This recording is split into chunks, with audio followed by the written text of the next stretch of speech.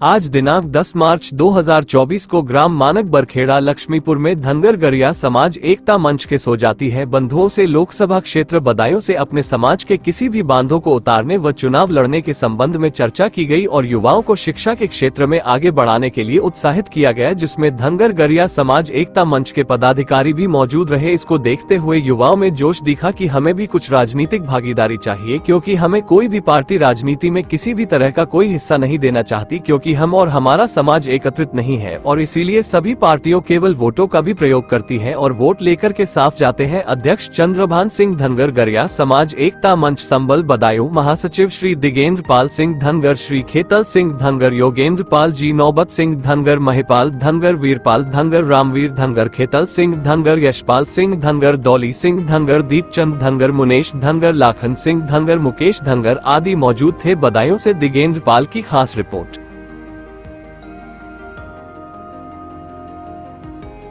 आज बघेल समाज के लोग यहाँ इकट्ठा हुए हैं और ये आज की राजनीतिक हिस्सेदारी चाहते हैं।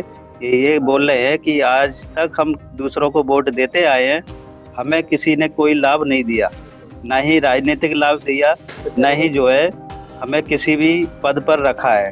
तो अब समय आ गया है कि हम जो है अपनी राजनीतिक हिस्सेदारी दें और दूसरों पर निर्भर न रहें, और इसीलिए युवा में ये अच्छा खासा जोश देखा गया।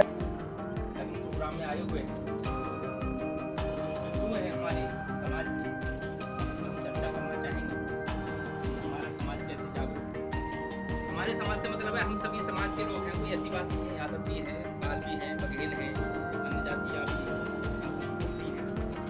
मेन मुद्दा ये है कि हम लोग कैसे संगठित हैं,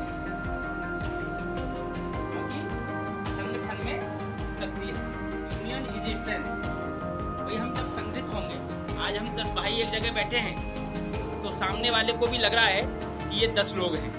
यदि मुझसे कभी कोई बात हो गई, कोई झगड़ा हो गया, तो ये 10 लोग इकट्ठे होकर मुझे डांट सकते हैं, अपनी बात मनवा सकते हैं। इस वजह से हम सभी लोगों से पहली बात तो निवेदन करना चाहेंगे कि जो हमारा सब समाज है वो सब संगठन। पहली दूसरी बात यह है कि जैसे हमारे गांव से अभी एक होनहार युवा यशपाल जी का आपकी रेलवे में चयन हुआ है, तो सबसे बड़ी खुशी की बात यह है जो बच्चा ऐसे गांव से निकलकर हमारे गांव का नाम रोशन कर रहा हो, तो कम से कम उसके स्वागत में जोरदार तालियों से उसका स्वागत हो जाए, जिससे कि उनका हौसला अफजाई हो। तीसरी चीज ये है कि हम लोग कहीं कोई प्रोग्राम में जाते हैं, दावत तो हम खाते ही हैं, कोई दावत खाने जाते हैं और जो हमारा काम है करने का, लगन का, शादी का, विवाह का, वो भी करते हैं।